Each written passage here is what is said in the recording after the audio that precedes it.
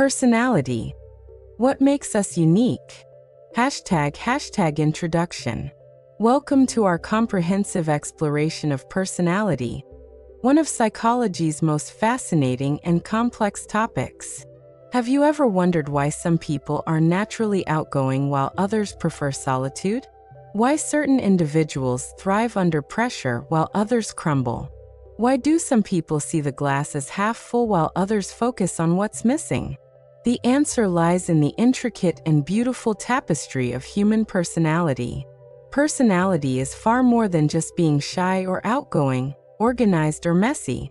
It's the unique combination of thoughts, emotions, behaviors, attitudes, and characteristics that make each person distinct. Think of it as a psychological fingerprint. No two people share exactly the same pattern. Even identical twins raised in the same household develop their own unique personalities. But what exactly shapes this fundamental aspect of who we are? How do we become the people we are today? And perhaps most importantly, can we change aspects of our personality that we don't like? Today, we'll embark on a comprehensive journey through the major theories, concepts, and research findings that help us understand what makes us uniquely human. From the ancient Greeks who first categorized temperaments to modern neuroscientists studying the brain basis of personality, humans have long been fascinated by individual differences. We'll explore how personality develops from infancy through old age, examine the biological and environmental factors that shape us, and discover practical ways to apply personality psychology in our daily lives. ## the Big Five personality traits, the gold standard. Let's begin with the most widely accepted and researched model in modern psychology, the Big Five personality traits, also known as the five-factor model or Ocean model. This framework emerged from decades of research and suggests that human personality can be understood through five broad, fundamental dimensions that appear consistently across cultures, languages, and age groups. ## openness to experience, the gateway to wonder. Openness to experience is perhaps the most intellectually oriented of the Big Five traits. People high in openness are naturally curious, creative, and willing to try new things. They're the individuals who appreciate art galleries and poetry, enjoy philosophical discussions, and embrace novel experiences with enthusiasm. They tend to have active imaginations, enjoy fantasy and daydreaming, and are often drawn to unconventional ideas and alternative lifestyles. Think of that friend who's always suggesting new restaurants from different cultures, or the colleague who comes up with innovative solutions that nobody else considered. These are likely high-openness individuals.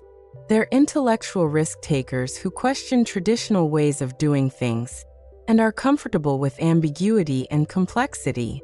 On the other end of the spectrum, people low in openness prefer familiarity, tradition, and conventional approaches. They're practical and down-to-earth, preferring tried-and-true methods over experimental ones.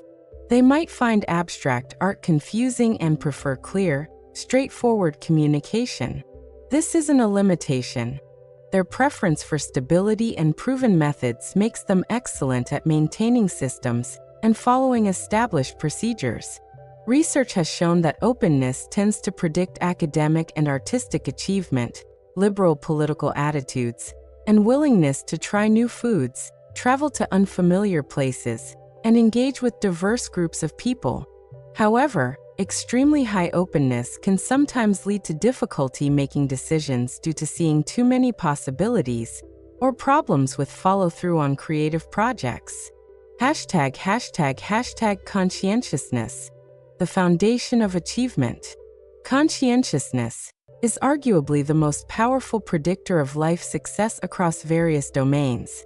Highly conscientious people are organized, disciplined, dutiful, and goal-oriented.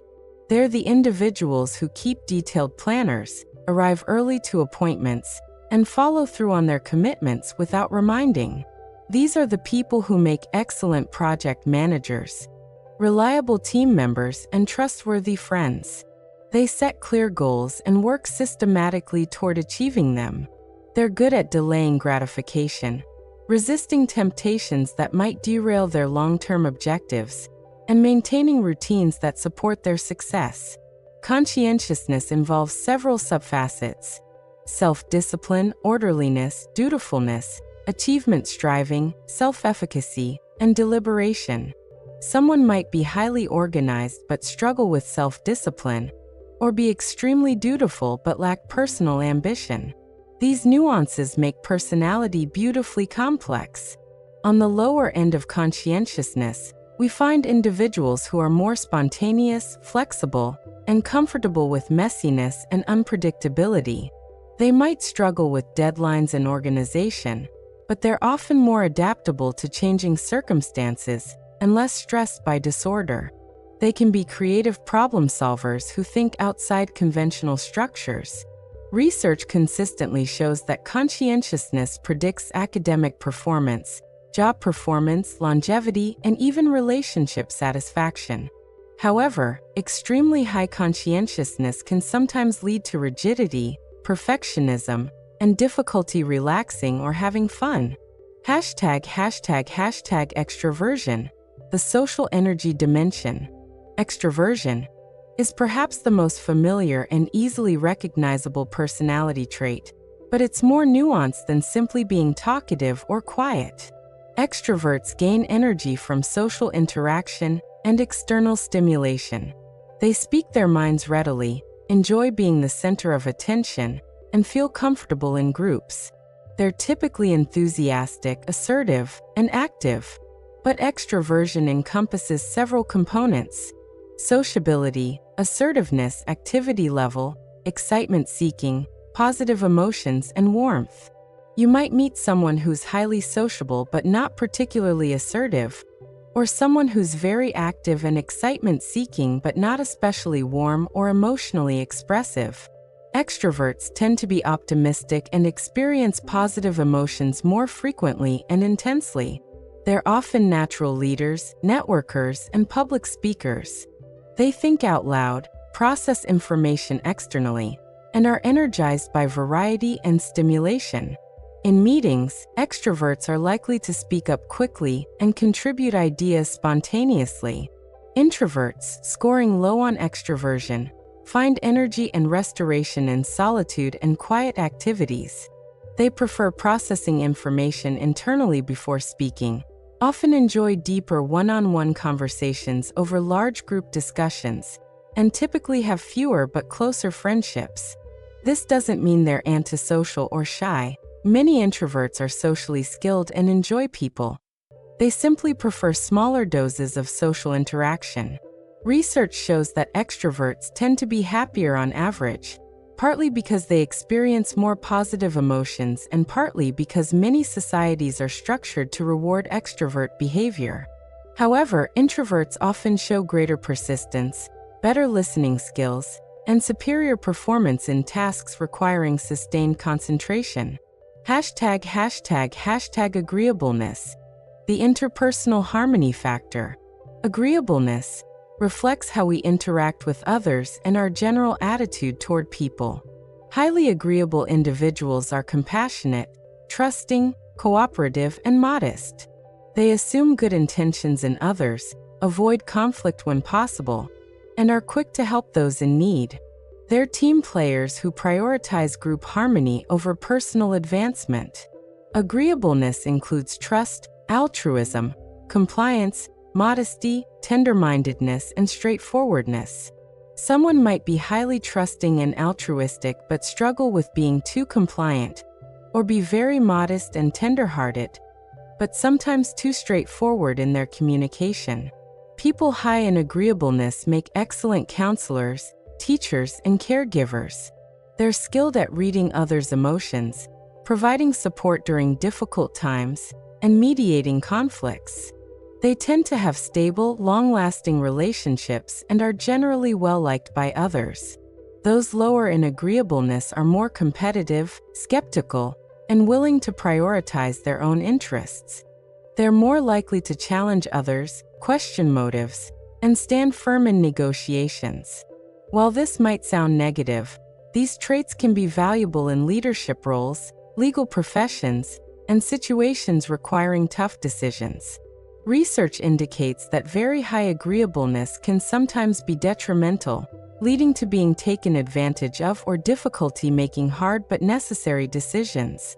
The most effective leaders often score moderate on agreeableness, high enough to inspire loyalty, but low enough to make tough choices when needed. Neuroticism. The emotional stability spectrum. Neuroticism measures emotional stability and the tendency to experience negative emotions. People high in neuroticism are more prone to anxiety, depression, mood swings, and emotional reactivity. They may worry excessively, feel overwhelmed by stress, and struggle to bounce back from setbacks. This trait includes anxiety, hostility, depression, self-consciousness, impulsiveness, and vulnerability to stress. Someone might be highly anxious but not particularly hostile, or prone to depression but not especially self-conscious. These different facets can manifest in various ways. However, it's crucial to understand that neuroticism isn't entirely negative. Moderate levels can serve important functions. Neurotic individuals are often more aware of potential problems, more motivated to avoid risks, and more sensitive to their environment. They may be excellent at quality control, safety planning, and anticipating difficulties. People low in neuroticism are emotionally stable, calm under pressure, and resilient in the face of adversity. They recover quickly from disappointments, maintain optimism during difficult times, and rarely experience intense negative emotions. They're often seen as unflappable and reliable during crises. The key insight is that all personality traits exist for evolutionary reasons and can be adaptive in different contexts. High neuroticism might have helped our ancestors survive by being vigilant for threats, while low neuroticism helped others take necessary risks and lead groups through challenges. The dynamic interaction of traits. What makes personality truly fascinating is how these 5 dimensions interact. Someone might be high in openness and neuroticism, a combination that could produce an anxious artist or a worried intellectual. Another person might be high in conscientiousness and agreeableness, perhaps a dedicated teacher or reliable friend who always follows through on commitments while caring deeply about others. These interactions create the rich diversity of human personality. You might be high in openness and conscientiousness but moderate in the other traits, creating a unique profile of someone who's creative and disciplined, but neither extremely social nor particularly agreeable. Or you might be low in neuroticism and high in extroversion. Perhaps someone who's outgoing and emotionally stable, the life of the party who never seems to get stressed. Myers-Briggs Type Indicator, a different perspective. While the Big Five focuses on dimensional traits that exist on continuums, the Myers-Briggs Type Indicator takes a categorical approach, identifying 16 distinct personality types based on 4 key dichotomous preferences. Developed by Catherine Briggs and her daughter Isabel Briggs Myers, this system was inspired by Carl Jung's psychological theories. The 4 fundamental preferences. Extroversion versus introversion. In the Myers-Briggs system goes beyond simple sociability. It's fundamentally about where you direct your energy and attention, and how you recharge. Extroverts focus their energy on the external world of people, activities, and things. They're energized by interaction and tend to act first, then reflect. They like variety and action, and they're comfortable being the center of attention. Introverts direct their energy inward to the world of ideas, impressions, and thoughts. They prefer to reflect first, then act. They're energized by spending time alone or with close friends, and they like depth over breadth in their activities and relationships. This isn't about being shy or antisocial. It's about energy flow and focus. Sensing versus intuition. Describes how you prefer to take in information and what you naturally notice. Sensors focus on concrete information that comes through their five senses.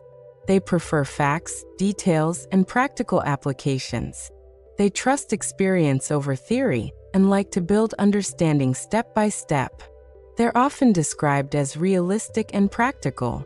Intuitives focus on patterns, possibilities, and the big picture.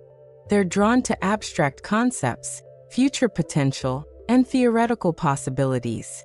They trust hunches and inspiration, often leaping to conclusions without working through all the steps. They're often described as imaginative and innovative.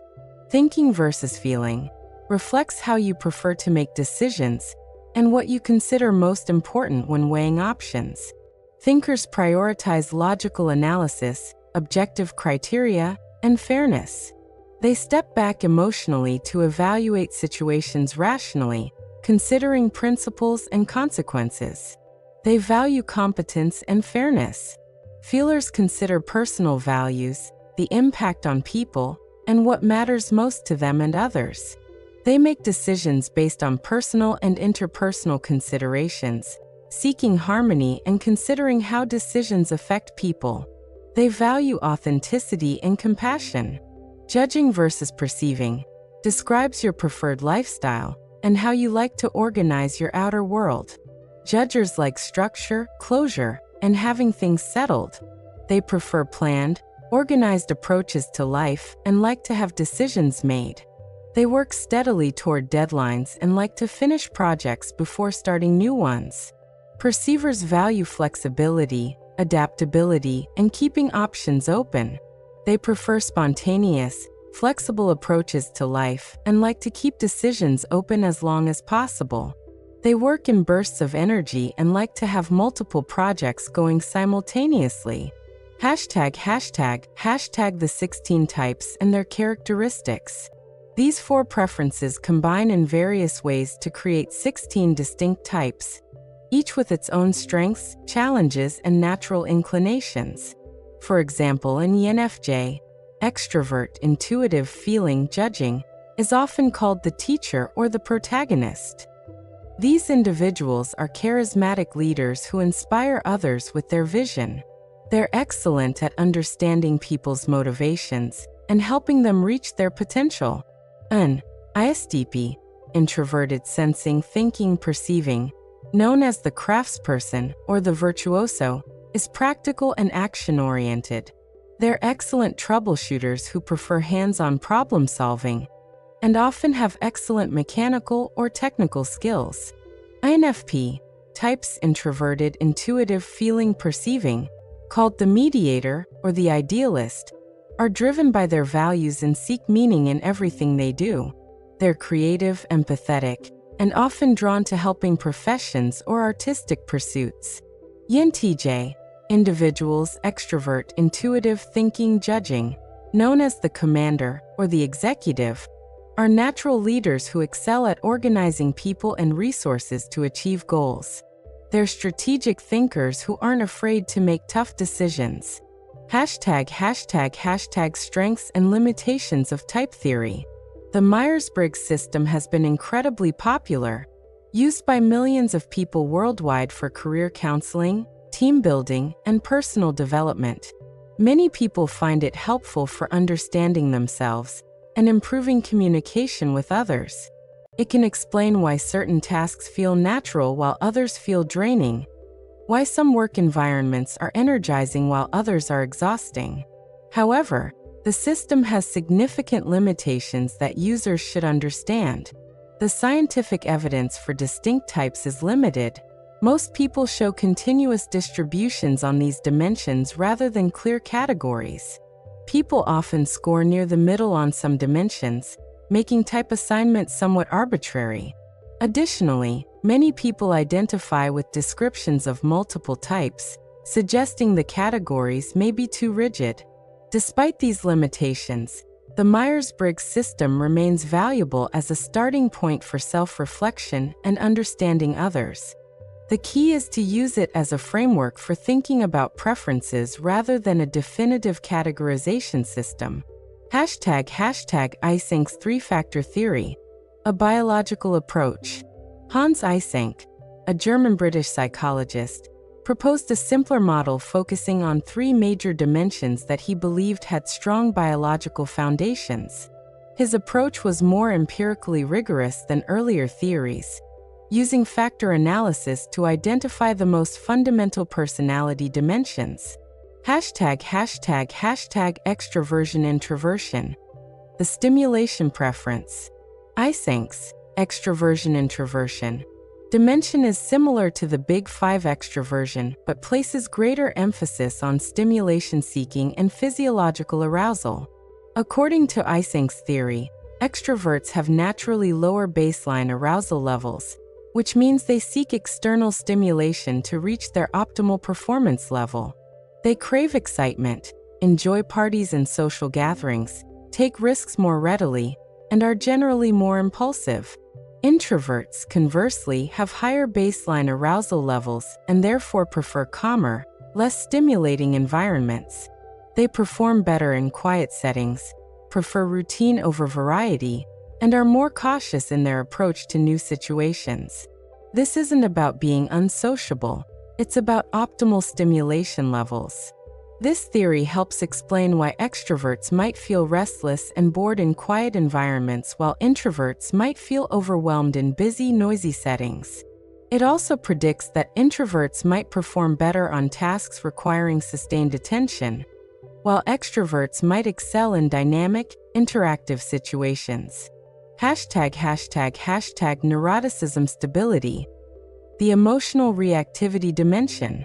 Eysenck's neuroticism versus emotional stability dimension captures individual differences in emotional reactivity and stress response. People high in neuroticism have more reactive emotional systems. They experience emotions more intensely and have difficulty returning to emotional baseline after stress. This isn't simply about being negative or pessimistic. Neurotic individuals might experience positive emotions intensely too, but they're particularly prone to anxiety, worry, guilt, and mood swings. They might lie awake at night replaying conversations or worry excessively about future events. Emotionally stable individuals have less reactive emotional systems. They remain calm under pressure, recover quickly from setbacks, and maintain relatively stable moods regardless of external circumstances. They're often seen as unflappable and reliable during crises. Eysenck believed this dimension had strong genetic components and was related to the functioning of the limbic system in the brain. Modern neuroscience has largely supported this view, showing that people high in neuroticism tend to have more reactive amygdalas and different patterns of brain connectivity. Psychoticism. The unconventional dimension. Eysenck's third dimension, psychoticism, is unique to his model and often misunderstood due to its clinical-sounding name. This dimension reflects traits like nonconformity, tough-mindedness, and independence. People high in psychoticism tend to be less concerned with social rules and conventions, more aggressive and assertive, less empathetic in traditional ways, more creative and original in their thinking, less influenced by social pressure, more willing to challenge authority. While the name psychoticism might sound pathological, moderate levels can be quite adaptive. Many successful entrepreneurs, artists, and innovators score moderately high on this dimension. They're willing to break rules, challenge conventional thinking, and pursue their vision despite social pressure. However, extremely high levels of psychoticism can indeed be problematic, potentially leading to antisocial behavior, lack of empathy, and difficulty maintaining relationships. Like all personality traits, psychoticism exists on a continuum, and moderate levels can be beneficial while extremes can be problematic. The biological basis of personality. Eysenck was a pioneer in proposing biological bases for personality differences. He suggested that extroversion was related to arousal levels in the brain's reticular activating system, neuroticism to emotional reactivity in the limbic system, and psychoticism to hormonal influences, particularly testosterone. Modern research has supported many of Eysenck's predictions. Brain imaging studies show that extroverts and introverts have different patterns of brain activation, with extroverts showing more activity in the anterior cingulate and temporal lobes, while introverts show more activity in the prefrontal cortex. Similarly, people high in neuroticism show greater amygdala reactivity to emotional stimuli. ## locus of control, where power resides. Julian Rotter's concept of locus of control represents one of psychology's most influential ideas about how people understand causation in their lives. This concept profoundly impacts how we navigate challenges, pursue goals, and interpret our experiences. ## internal locus of control.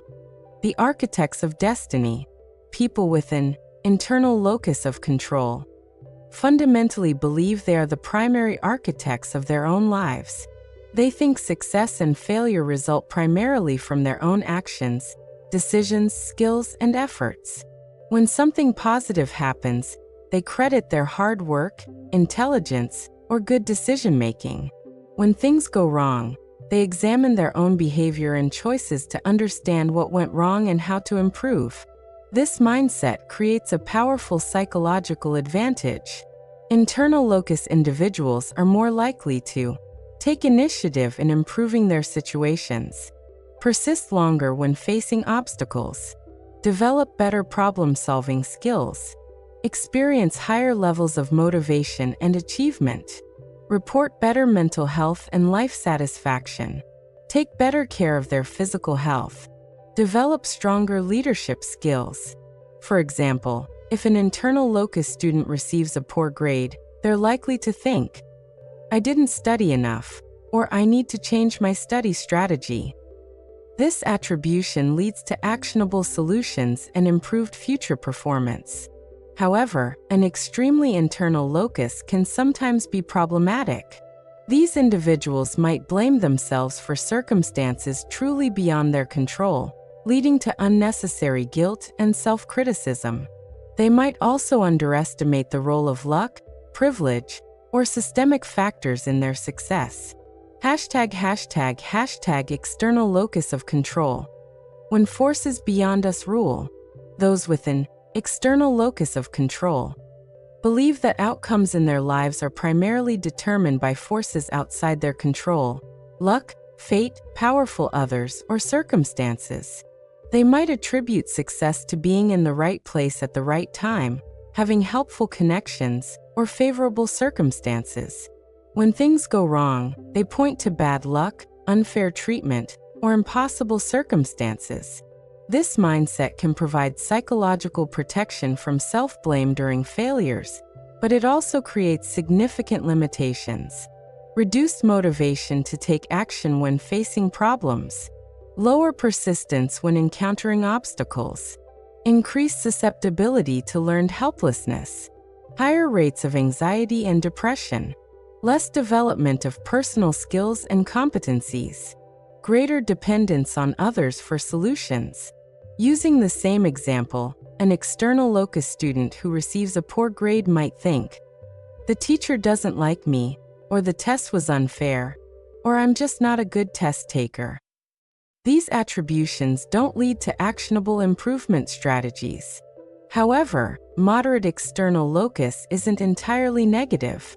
These individuals might be more understanding of others' failures, less likely to be overly critical, and more aware of systemic inequalities and environmental factors that genuinely do influence outcomes. ## the development and malleability of locus of control. Locus of control typically develops through childhood experiences. Children who grow up in predictable environments where their actions consistently lead to expected outcomes tend to develop internal locus. Those who experience chaotic, unpredictable environments where their efforts don't reliably produce results may develop external locus. Parenting style plays a crucial role.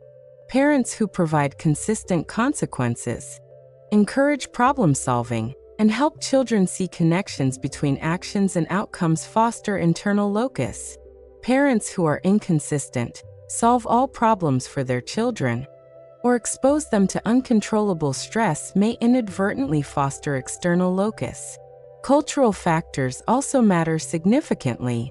Individualistic cultures tend to foster internal locus, while collectivistic cultures might encourage more external attributions that acknowledge the role of family, community, and circumstances. The good news is that locus of control can change throughout life. Therapy, coaching, successful experiences, and conscious effort can help shift toward a more internal orientation when appropriate. Cognitive behavioral therapy, in particular, focuses on helping people recognize how their thoughts and behaviors influence outcomes. Situational specificity. It's important to recognize that locus of control can vary across different life domains. You might feel highly in control of your career success, but powerless over your health outcomes. Someone might believe they control their academic performance, but feel helpless about their social relationships.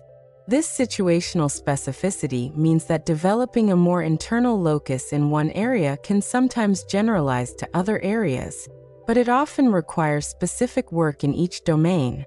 Building efficacy experiences, situations where you take action and see positive results, is key to developing internal locus where it's beneficial. Self-esteem. The foundation of self-worth. Self-esteem, how we evaluate our overall worth as human beings, is one of psychology's most studied and misunderstood concepts. It significantly influences our thoughts, emotions, behaviors, and life outcomes, yet the relationship is more complex than simple. High self-esteem is good, low self-esteem is bad. Understanding healthy self-esteem. Healthy self-esteem involves a balanced, realistic view of yourself that includes both strengths and weaknesses. People with healthy self-esteem accept themselves as fundamentally worthwhile, while acknowledging areas for growth. Don't base their self-worth entirely on external achievements or others' opinions. Can handle criticism without devastating emotional reactions. Take appropriate responsibility for their actions without excessive self-blame. Set realistic goals and expectations for themselves. Maintain self-compassion during difficult times. Can celebrate their successes without becoming arrogant.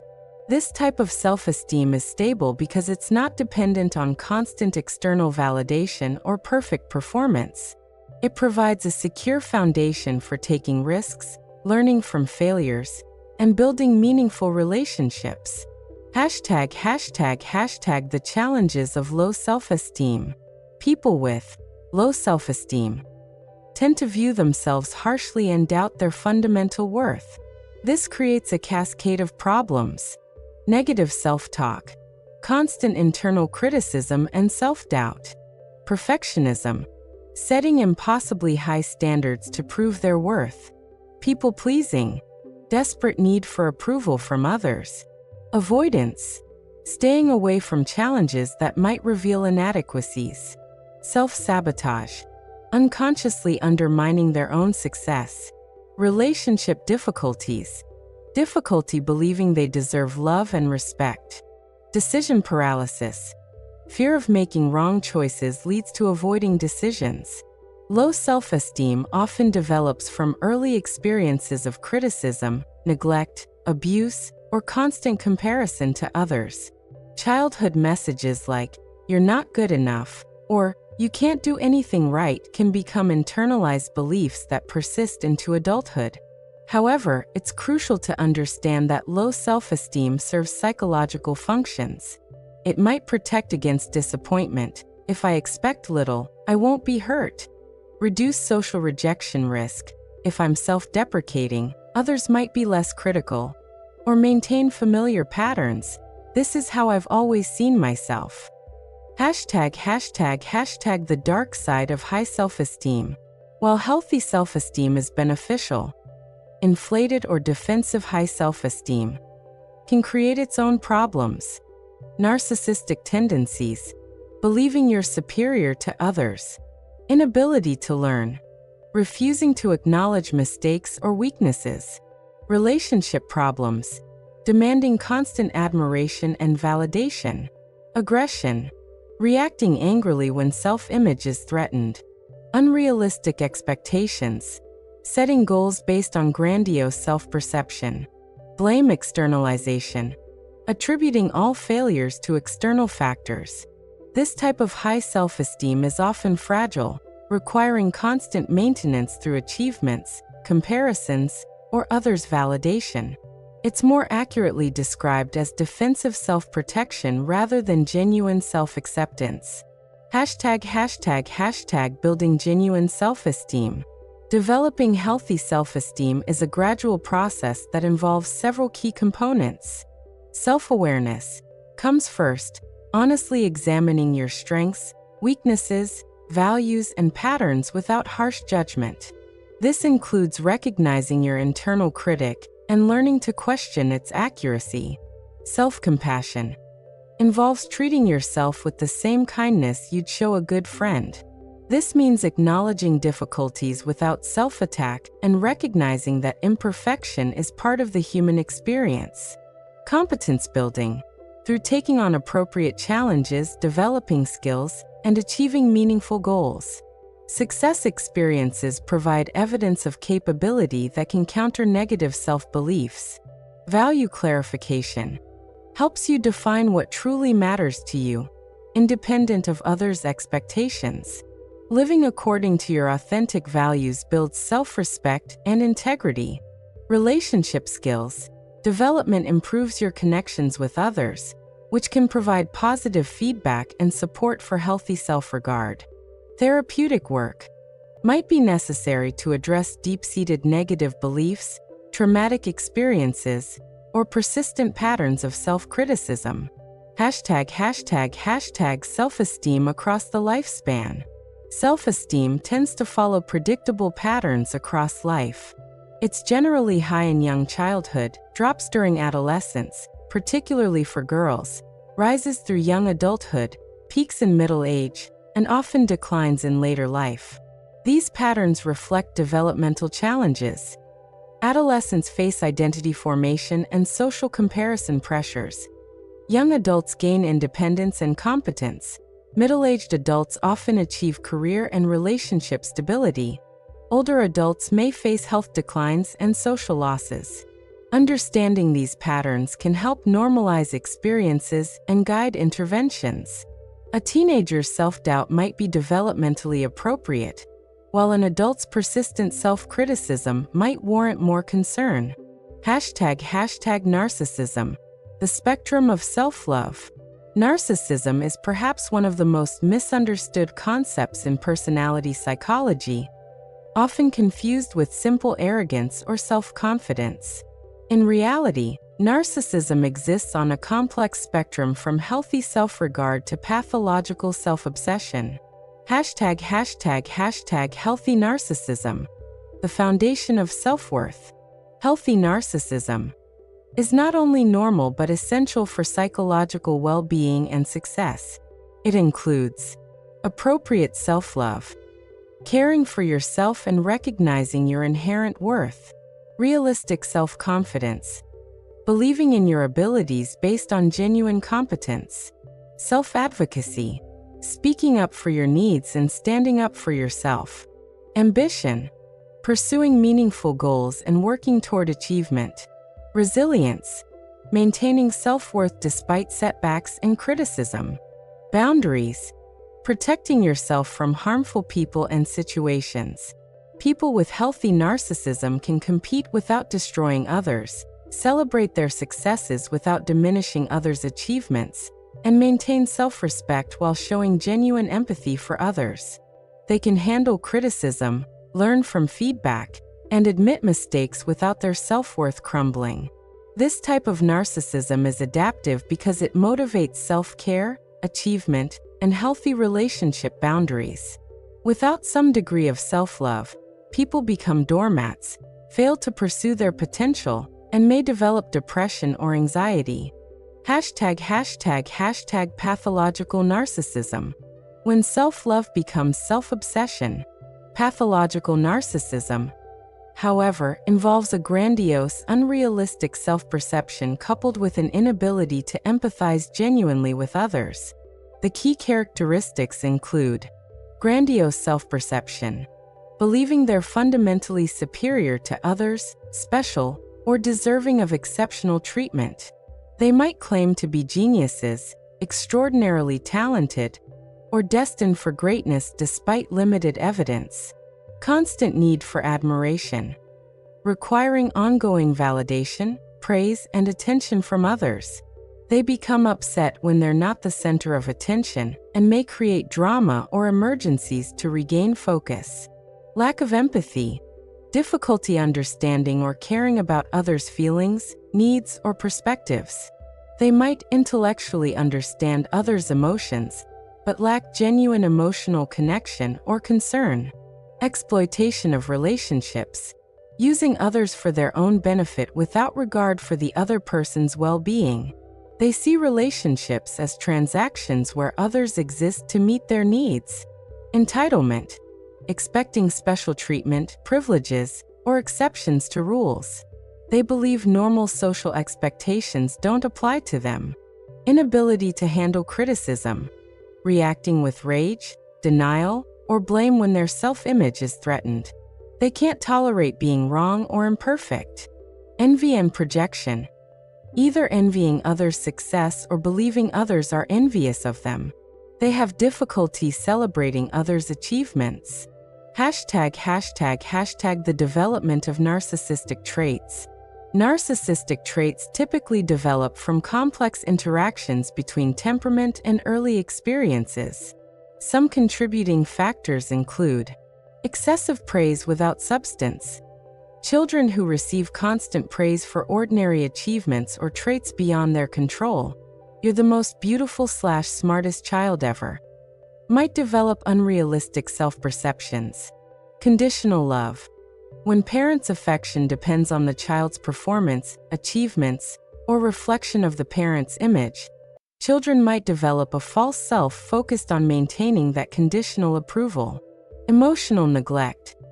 Paradoxically, children who don't receive adequate emotional attention might develop narcissistic traits as a way to meet their unmet needs for validation and admiration.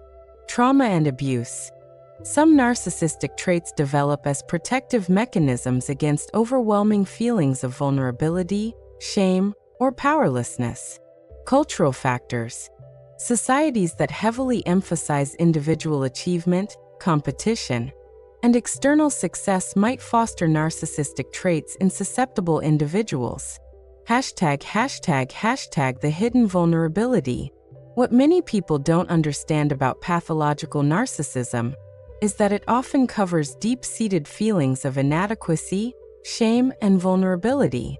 The grandiose presentation is frequently a defense against underlying feelings of worthlessness.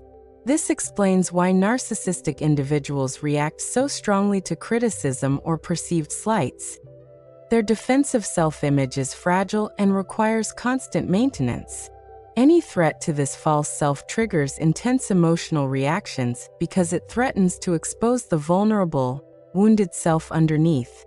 This doesn't excuse harmful narcissistic behavior, but it helps explain why changing these patterns is so difficult. The narcissistic defenses serve important psychological functions for the individual, even as they damage relationships and limit genuine connection. ### Narcissism in the digital age. Modern technology and social media have created new platforms for narcissistic behavior and may be contributing to increased narcissistic traits in society.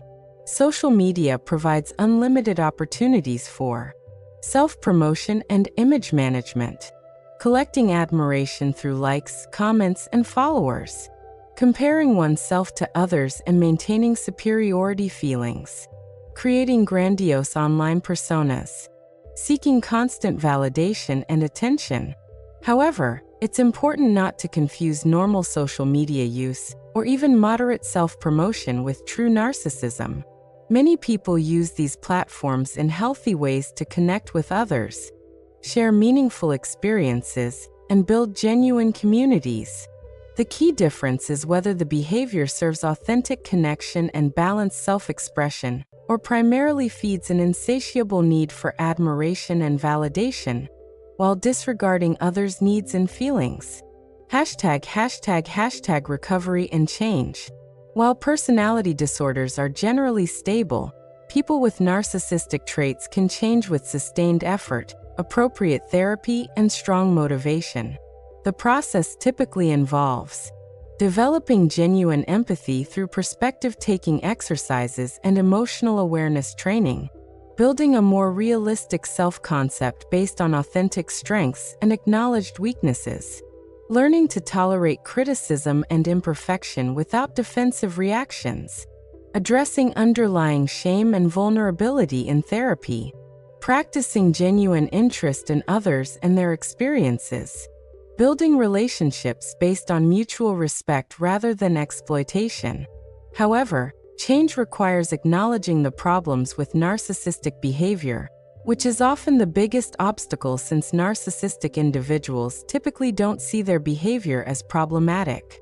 ##perfectionism, the double-edged sword. Perfectionism is one of the most complex personality traits, capable of driving remarkable achievements while simultaneously creating intense suffering. Understanding its different forms is crucial for harnessing its benefits while avoiding its pitfalls. #Adaptive perfectionism. Excellence in pursuit.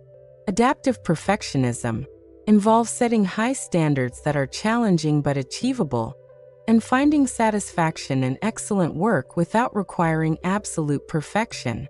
People with adaptive perfectionism set high but realistic goals based on their capabilities and circumstances. Work diligently toward excellence while accepting that perfection isn't always possible. Learn from mistakes without excessive self-criticism. Find satisfaction and pride in their accomplishments. Can adjust standards when circumstances change. Maintain perspective about what truly matters. Use their high standards to motivate continuous improvement. This type of perfectionism is associated with higher achievement, better performance, increased motivation, and greater life satisfaction. Adaptive perfectionists might be excellent surgeons, engineers, artists, or athletes who consistently produce high-quality work while maintaining their mental health and relationships. For example, an adaptive perfectionist musician might practice diligently, strive for flawless performances, and feel disappointed by mistakes, but they can still enjoy performing, learn from errors, and maintain perspective about the role of